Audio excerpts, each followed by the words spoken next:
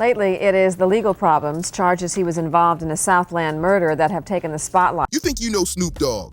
The jokes, the laid-back Uncle Energy, the icon who turned gangster rap into mainstream comfort. But lately, something hasn't felt right. The cameras still catch that familiar smile, but people close to the situation say, behind closed doors, things feel heavy, tense, like a slow unravel nobody can stop. Some are calling it a quiet collapse, not loud scandals, not chaos in the streets, just layered pain, family stress, and health scares piling up where fame can't protect you. It started as soft talk about pressure at home, but over time the rumors grew darker, hinting that even a legend can feel crushed by everything he's lived through. Nobody ever thought the man who survived brutal industry politics and major legal battles would be shaken by his own bloodline. But that's exactly what people are whispering now. It was some other shit, cuz. Then as soon as I walked out of there, I went in the bathroom and I threw up. And just laid on the floor for like 30 minutes. His mama came in there and cleaned. Not the music, not the business.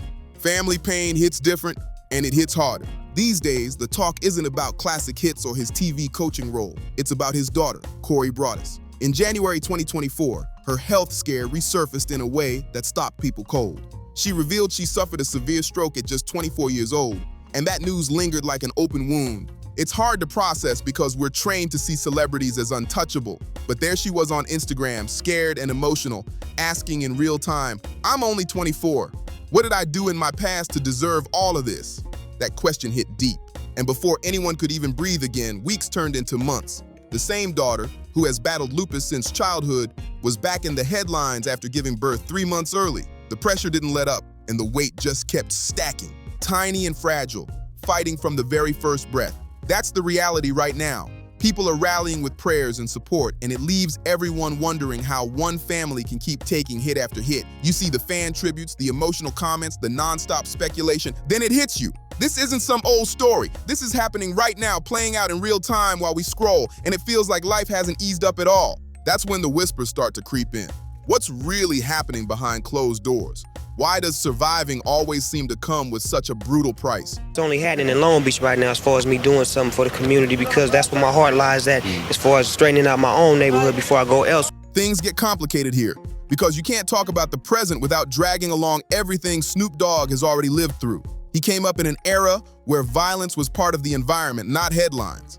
A time when one wrong move could erase your future. In the mid-1990s, he stood in a Los Angeles courtroom facing a first-degree charge tied to a shooting that almost ended everything before it truly began.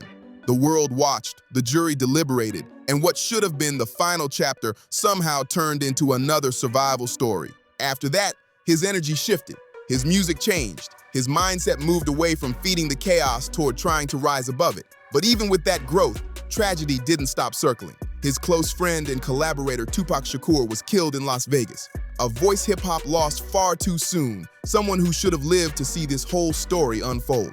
Then came the loss of the notorious B.I.G., the coast tensions exploding, and Snoop stuck right in the middle of it all. Every move felt dangerous, every alliance risky, every decision heavy with consequences. Back then, it felt like distant history, grainy footage, old interviews, lessons wrapped in hindsight. But now, with everything piling up again, those memories don't feel so far away anymore. Now it all feels connected to the pain we're seeing today, like those early brushes with irreversible loss-shaped Snoop Dogg in ways nobody noticed at the time. It's not just that he survived, it's what surviving did to him. And that pattern didn't stay stuck in the past, it reached straight into his own bloodline. His oldest son, Shante Broadus, welcomed a baby boy named Kai Love in 2019. The world watched in heartbreak as the baby lived only 10 days before passing away. The tributes hit hard. Black and white photos, quiet captions, pain spelled out with no filter. That wasn't some distant celebrity headline. That was real, personal loss, and people still bring it up because it never really left. It's one thing to mourn legends like Pac and Biggie, public figures whose deaths shook the culture. It's another thing entirely to watch your own lineage slip away too soon.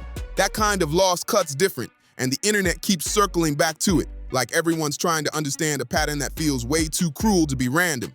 These aren't footnotes in a legacy. These are raw moments that spilled into timelines and forced even casual fans to sit with something heavy. She stepped up as my wife and handled that.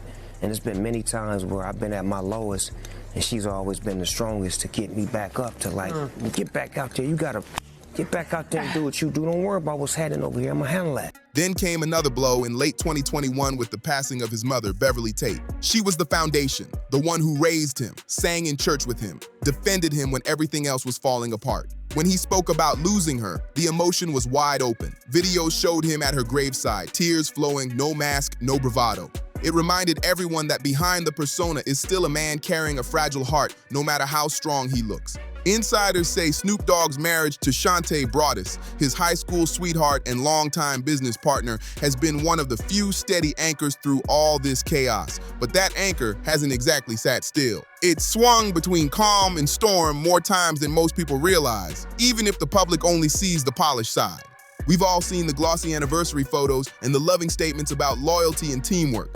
But we've also watched the rumor mill spin, infidelity talk, that brief split back in 2004, and non-stop chatter about the pressure that comes with fame at this level. That kind of spotlight doesn't just shine, it burns. People close to the couple say they've worked through every rough patch.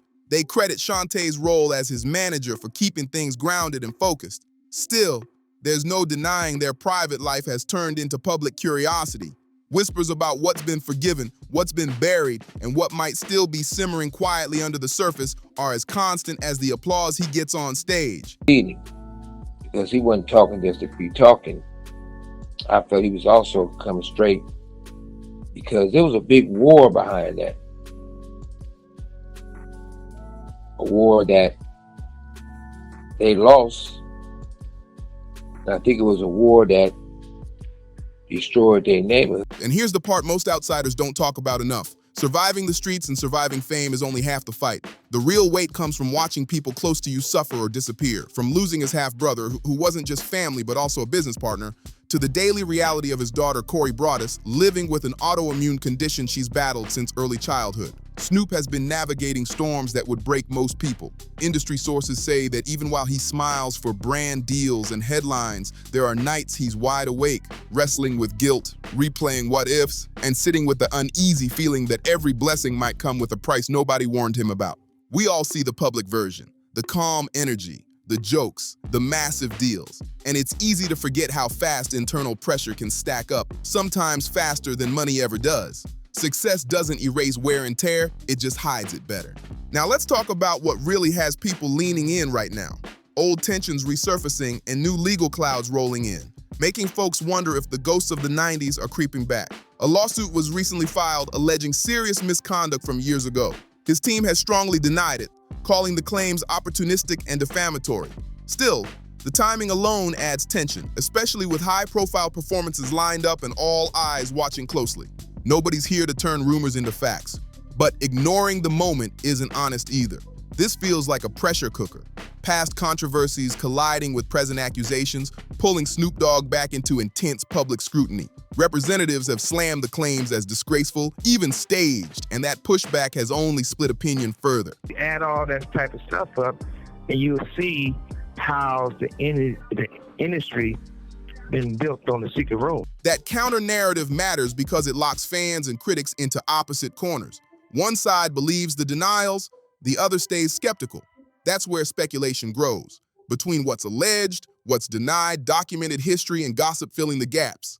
Then there's the ongoing tension with Suge Knight, an old rival who recently reignited controversy by making claims about Snoop's alleged involvement in Tupac Shakur's tragic shooting. Snoop brushed it off online, suggesting Suge just won't stop talking and hinting it's all driven by bitterness. It feels like a modern remix of the old West Coast versus East Coast energy, not through records, but through comment sections and headlines. Even if nothing comes from it legally, it still matters.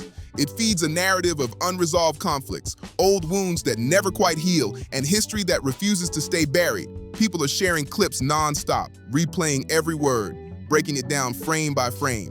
Some call it a baseless vendetta, others swear it's a smokescreen hiding something deeper. The whole thing feels chaotic, yet weirdly addictive.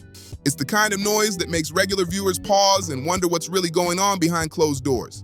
Here's the twist nobody seems ready for. Surviving the trials, the losses, the legal scares, and the public shots doesn't make you untouchable. If anything, it makes the next stumble hurt more, the next reveal hit harder, the next emotional blow cut deeper. And right now, as Snoop Dogg juggles family health battles, resurfacing rivalries, legal allegations, and the non-stop pressure of protecting a legacy, it feels like this story isn't slowing down at all. It's speeding up. History and rumor are colliding in real time, and there's a growing sense that something bigger is hovering just out of view. Something that could change how people see him forever. That feeling keeps buzzing under the surface, like a storm you can sense before the first thunder hits. For a while, people kept saying Snoop looked too calm, too unbothered, like a man who already survived the worst chapters of his life. But now, that silence feels questionable. Behind the cooking shows, game shows, and carefully controlled interviews, something doesn't fully line up. Those close to him say he's just protecting his peace. Insiders, though, whisper a different story. One about managing old baggage, unresolved issues, and ghosts from the death row days that were never really laid to rest. Every few months, another piece of the past crawls back into the spotlight. And every time, Snoop Dogg either smiles through it or goes quiet for a stretch. The pattern feels too polished to be random. Almost like he's been playing defense against a storm that never fully clears. People still remember how untouchable the death row era looked back then. The gold, the cars, the fear, the power. But that empire wasn't built on music alone. It ran on loyalty, favors, and deals that left people owing more than just money. So when Snoop bought Death Row Records in 2022, the moment felt symbolic. The student became the owner. The same label that once almost swallowed him was now under his control. But behind the celebration, there were murmurs. Insiders claimed the deal came with baggage. Some old contracts were reportedly still disputed, and there were whispers about unresolved royalties from the 1990s that never fully disappeared. If any of that is true, then Snoop didn't just buy a brand. He inherited its ghosts. And when familiar faces from that era keep resurfacing, from Suge Knight interviews to former Death Row associates suddenly telling stories again, it starts to feel like unfinished business instead of coincidence. Snoop Dogg saying he owns Death Row is no different than me saying Tupac was alive because I had the unreleased Tupac music. It ain't no different, bro. Just weeks ago, Suge started talking again from behind bars, and this time his focus was Snoop. He made explosive claims tied to the night Tupac Shakur was attacked. At first, it sounded like old bitterness resurfacing, but Suge doubled down, suggesting Snoop had people trying to help Dwayne Keith Davis, the man now accused of having deep knowledge of that case. These are allegations, not facts. Still, if even partly true, it shifts the conversation. It turns internet chatter into something heavier. The idea that protecting the past might also be about keeping certain voices quiet.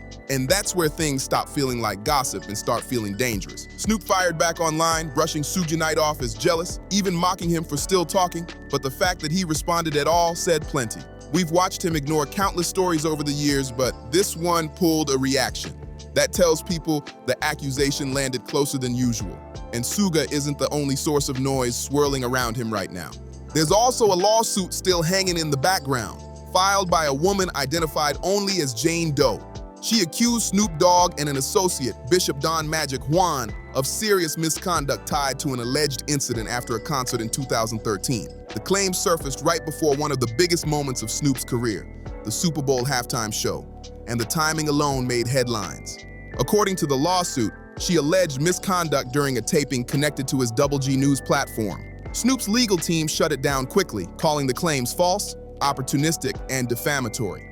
They insisted nothing about the encounter was improper. Still, the details were uncomfortable to read, and the timing raised eyebrows. Dropping days before a performance watched by millions felt calculated to some like striking when the spotlight was unavoidable. Even after the case was publicly dismissed, whispers inside entertainment legal circles claim private discussions may have happened behind the scenes.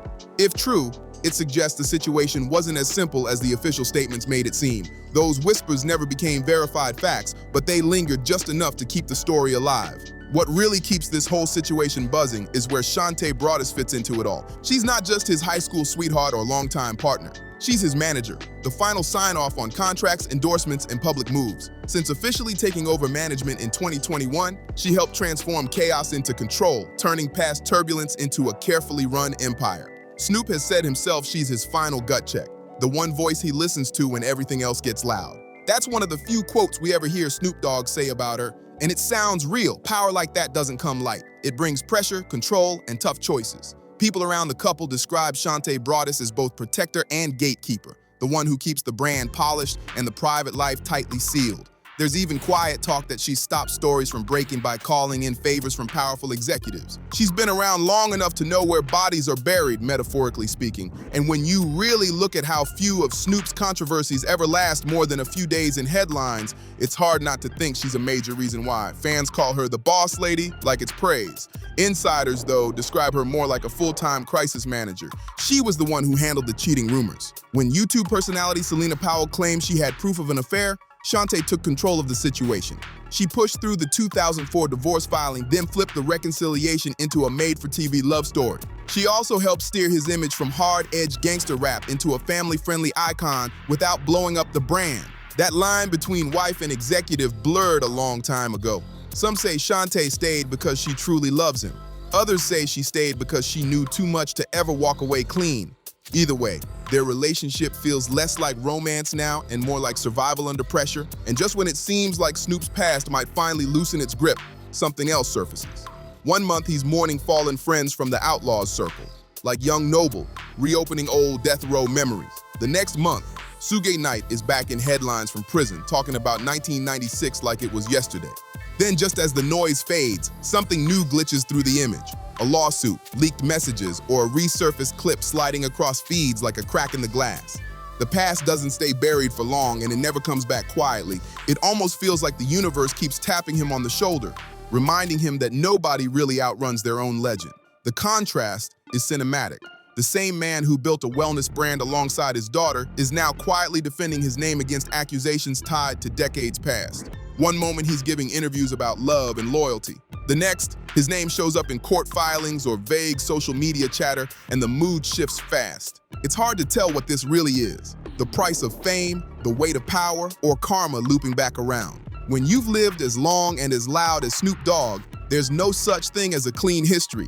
Every deal, every favor, every silence carries a cost. And lately, some of the same people who helped him rise sound like they're ready to collect on old debts. What really throws people off is how calm he looks through it all. Maybe it's discipline, maybe it's exhaustion. Either way, it's unsettling how unbothered he appears when chaos flares up around him. When accusations start flying, he doesn't argue publicly. He posts something cryptic, a quote about loyalty, a photo with family, maybe a gospel lyric, and keeps it moving. Fans call it wisdom. Insiders call it damage control. At this level, silence isn't peace, it's strategy. And every calm post might be covering a dozen tense phone calls behind the scenes. Quietly, word has circulated that at least 2 major networks paused projects involving Snoop this year, officially labeled as creative differences. In Hollywood, that phrase usually means things got complicated. Another detail people overlook is what came with buying Death Row Records. It wasn't just nostalgia, it meant control over a catalog still tangled in unresolved ownership questions, especially tied to Tupac Shakur's music. The timing of Suge Knight's latest accusations hasn't gone unnoticed either. They surfaced right after the Diddy documentary blew up online, and Suge has clearly been watching how 50 Cent turned controversy into media power. Now it looks like he's trying to drag Snoop into that same spotlight. It's almost poetic in a dark way. One mogul locked up, another still standing, both shadowed by the same ghosts that never seem to rest. The difference is that Snoop Dogg knows how to play the long game.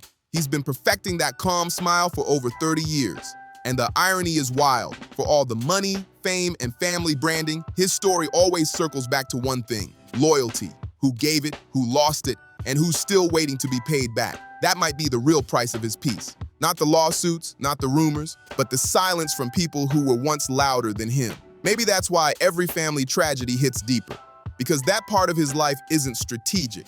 It isn't polished. When his daughter was hospitalized, when his brother passed suddenly, the mask slipped.